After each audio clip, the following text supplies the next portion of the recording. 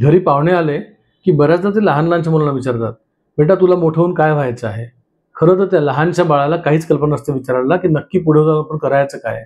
मात्र हा प्रश्न घराघरामधला महत्त्वाचा प्रश्न आहे. प्रत्येक पेरेंटच्या मनामध्ये हा प्रश्न असतो की आपल्या मुलांना पुढे जाऊन काय बनवावं. आता कोणाला काय बनवावं यामध्ये त्याचं व्यक्तिमत्व किती महत्त्वाचं आहे हा विचार जर समजा केला तर मित्रांनो अगदी 2 वर्षाच्या पुढे आपण मुलांचं जन्मतः बुद्धिमत्तेचं मॅपिंग करू शकतो. या सब्जेक्टला डर्मॅटोग्लिफिक्स टेस्ट किंवा DMIT असं म्हणतात.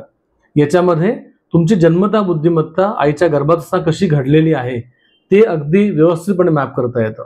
आणि तुम्हाला कल्पना असेल की सगळेच डॉक्टर लोक खूप जोरात प्रॅक्टिस करणं आवश्यक नाही आहे. त्याच्यामधले अनेक डॉक्टर लोक जे आहेत ते अतिशय निष्णात असतात, छान काम करतात.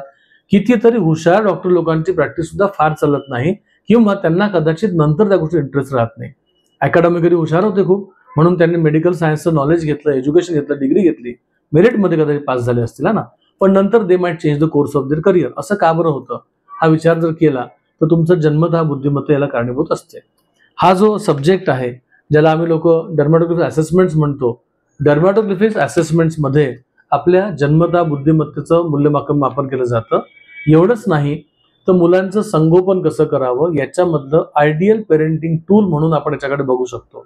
या सब्जेक्टमध्ये आम्ही लोक तुमच्या ज्या इनबॉर्न स्ट्रेंथ आणि विकनेसेस आहे, जन्मतः बुद्धिमत्ता तुमची कशी तयार झालेली आहे, मल्टिपल इंटेलिजन्स कसे आहेत, तुमच्या स्ट्रेंथ काय, विकनेसेस काय हे आयडेंटिफाय करून देतो. आणि याच्यामध्ये ज्या ठिकाणी तुम्हाला खूप प्रावीण्य मिळू शकतं त्या विशेष गोष्टी तुम्हाला मॅप करून जिथे तुम्ही फार विशेष काम नाही करू शकत म्हणजे मुलं जिथे विशेष काम नाही करू शकणार त्याला कसं डेव्हलप करावं एका सर्टन लेव्हलला यावर मार्गदर्शन करतो.